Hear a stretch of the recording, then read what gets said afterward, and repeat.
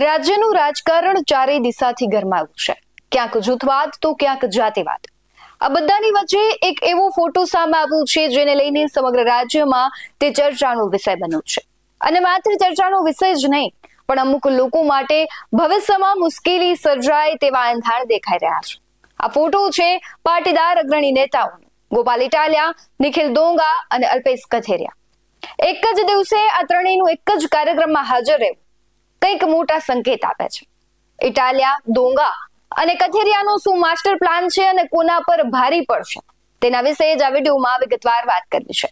નમસ્કાર, BS9 TV ન્યૂઝમાં આપની સાથે હું ભગવતી વિસાવડિયા. સુરતમાં વિસાવદરના આપના ધારાસભ્ય ગોપાલ ઇટાલિયા અને નિખિલ ડોંગાની ખોડલધામ નવરાત્રી મહોત્સવમાં બંને વચ્ચેની ટૂંકી મુલાકાત થઈ. સાથે જ જ્યાં અલ્પેશ કથિરિયા પણ આ મુલાકાત સમયે હાજર રહ્યા. ત્રણેય પાટીદાર આગેવાન અને નેતાઓની આ મુલાકાત ખૂબ ચર્ચાનો વિષય હાલ બની રહી છે. ત્યારે નિખિલ ડોંગા સાથે ઇટાલિયાની ટૂંકી મુલાકાત સૂચક છે અને પારિવારિક નવરાત્રી મહોત્સવમાં ગોપાલ ઇટાલિયા, નિખિલ ડોંગા સાથોસાથ દેખાયા તે ઘણું બધું સૂચવે છે. ત્યારે મુલાકાત બાદ ગોંડલનું વાતાવરણ ગરમાયું છે. સૌથી પહેલા વાત કરીએ ગોપાલ ઇટાલિયાની. ગોપાલ ઇટાલિયા જ્યારથી વિસાવદરના ધારાસભ્ય તરીકે ચૂંટાયા ત્યારથી ન માત્ર રાજકારણમાં પણ ક્યાંક જ્ઞાતિ આધારિત સમીકરણોમાં પણ તેની ઊંડી અસર પડી છે. કારણ કે સૌથી વધુ અને પ્રભાવશાળી વર્ગ પાટીદારોનો છે અને તેની સીધી જ અસર વોટ બેંક પર પડે. ત્યારે ગોપાલ ઇટાલિયાની લોકચાહના વધતા ક્યાંક પાર્ટીઓને ડર લાગી રહ્યું છે કે ગોપાલ ઇટાલિયા તેની વોટ બેંકને અસર કરશે. ખાસ કરીને ભારતીય જનતા પાર્ટી એટલે કે ભાજપની વાત કરીએ તો ઇટાલિયા ક્યાંક નડી શકે તેવું સ્પષ્ટ ચિત્ર દેખાઈ રહ્યું છે. કારણ કે એક તરફ તે આમ આદમી પાર્ટીના ધારાસભ્ય, એમાં પણ પાટીદાર. એટલે જો તમે બંને પરિબળોને ધ્યાનમાં લઈને જુઓ તો સમજાય કે ગોપાલ ઇટાલિયા ભાજપને ભવિષ્યમાં કેટલા નડી શકે. તેમની ન માત્ર ખોડલધામની મુલાકાત પણ પાટીદાર અગ્રણીઓ, એમાં પણ ખાસ નિખિલ ડોંગા અને અલ્પેશ કથિરિયા સહિતના આગેવાનો સાથેની મુલાકાત ખૂબ મોટા સંકેત આપે છે અને આગામી ભવિષ્યમાં નવા જૂનીના એંધાણ પણ દેખાઈ રહ્યા છે. તો બીજી તરફ વાત કરીએ નિખિલ ડોંગાની. નિખિલ ડોંગા અવારનવાર ચર્ચામાં હોય છે કારણ કે અનેક કેસોમાં તેનું નામ બહાર આવતા હાલ તેની સૌરાષ્ટ્રમાં તો પ્રવેશ પ્રતિબંધ છે. અને પહેલા પણ નિખિલ ડોંગા તેનું યુદ્ધ એજ કલ્યાણ ગ્રુપને લઈને અનેક વખત ચર્ચાઓમાં આવ્યા અને છેલ્લે તેમણે ભરેલા હુંકારને લઈને વિવાદમાં સતત આવ્યા હતા. તેમણે ગોંડલથી ચૂંટણી લડવાની જાહેરાત કરી હતી અને તેમણે કહ્યું હતું કે વિધાનસભાની ટિકિટમાં કોઈની બાપુજીની પેઢી હોય તે પ્રકારે ન ચાલે તેમ કહીને ડોંગાએ જયરાજસિંહ પર આકરા પ્રહારો કર્યા હતા. ત્યારે હવે સુરતમાં આમ આદમી પાર્ટીના ધારાસભ્ય ગોપાલ ઇટાલિયા અને નિખિલ ડોંગાની મુલાકાત થઈ હતી. નિખિલ ડોંગા સાથે ઇટાલિયાની ટૂંકી મુલાકાત રાજકારણમાં ખૂબ ગરમાવો લાવી છે.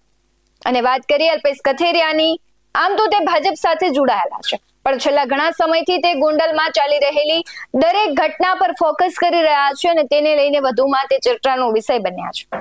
સુરતમાં રહેતા અલ્પેશ કથિરિયા પાટીદાર અનામત આંદોલનના એક ભાગમાં હતા. બાદ ગોંડલ મામલે તેમની ભૂમિકા અને હવે તેની દેખાતી સક્રિયતા દર્શાવે છે કે કશુંક નવું કરવાના તે મૂડમાં છે. ત્યારે ગોપાલ, ડોંગા અને કથિરિયાની આકસ્મિક કહો કે આયોજનબદ્ધ મુલાકાત ભાજપ અને ગોંડલ માટે ક્યાંક મુશ્કેલી રૂપ સાબિત દેખાઈ રહી છે.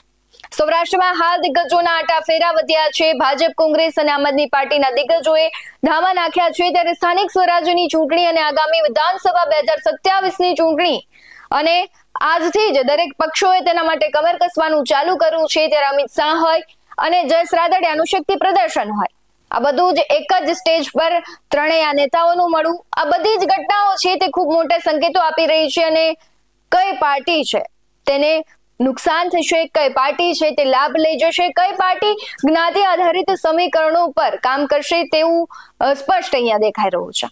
આમ તો ભાજપ માટે સહકારી ક્ષેત્રમાં જયેશ રાદડિયાનું પ્રભુત્વ અને પાટીદાર હોવાનો ફાયદો લેવાનું મિશન તે કામ કરી રહી છે. તે મિશન પર કામ કરતી ભારતીય જનતા પાર્ટી છે. તેને જો જયેશ રાદડિયા વર્સિસ ગોપાલ થાય તો ચોક્કસથી સમીકરણો બદલાશે અને તેને ક્યાંક છે તે તેનું નુકસાન ભારતીય જનતા પાર્ટીને ભોગવવું પડે છે. અને આ નુકસાનની બીકથી જ ભારતીય જનતા પાર્ટીએ રાદડિયાને મોટા કર્યા છે. કોઈ એક પાર્ટીને તેનો લાભ થશે અને બીજીને નુકસાન ભોગવવાનો વારો આવશે તે ચોક્કસ છે. પણ જો ગોંડલની વાત કરીએ તો જો ગોંડલમાં જયરાજસિંહ સામે ડોંગા લડવાના મૂડમાં તો દેખાઈ રહ્યા છે અને જો તે લડશે તો હવે નવા જૂની થવાનું ચોક્કસ લાગી રહ્યું છે. સમગ્ર રાજ્યના જે જ્ઞાતિ આધારિત સમીકરણો છે, પાટીદારોનું ખૂબ મોટું પ્રભુત્વ છે આપણા રાજકારણમાં, અને આજે ગોંડલ અને ખાસ કરીને જયરાજસિંહ સામે જે પાટીદાર અગ્રણીઓની એક બાજુની મુલાકાત છે, આ બધું જ સૂચવે છે કે હવે 2027ની જે ચૂંટણી છે તેની માટે થઈને અત્યારે જે નેતાઓ છે, પાર્ટીઓ છે, તે ધંધે લાગી ગયા છે. તમને શું લાગી રહ્યું છે કમેન્ટ બોક્સમાં જરૂરથી જણાવજો કે આ ત્રણેય ત્રિપુટી છે કોના પર ભારે પડશે. એ ત્રણેયનો માસ્ટર પ્લાન શું છે? 2027માં ગોંડલમાંથી તે ચૂંટણી લડવાના છે કે પછી પાટીદાર સમીકરણોને તે અસર કરવાના છે? તમને જે પણ લાગી રહ્યું હોય કમેન્ટ બોક્સમાં જરૂરથી જણાવજો. બાકી આવા જ વધુ અહેવાલો સાથે ફરી મળતા રહીશું. તમે અમારી યુટ્યુબ ચેનલને સબસ્ક્રાઇબ કરવાનું, અમને ફેસબુક અને ઇન્સ્ટાગ્રામ પર ફોલો કરવાનું ભૂલશો નહીં. બાકી અવનવી અપડેટ્સ મેળવવા માટે જોતા રહો BS19 ન્યૂઝ. નમસ્કાર.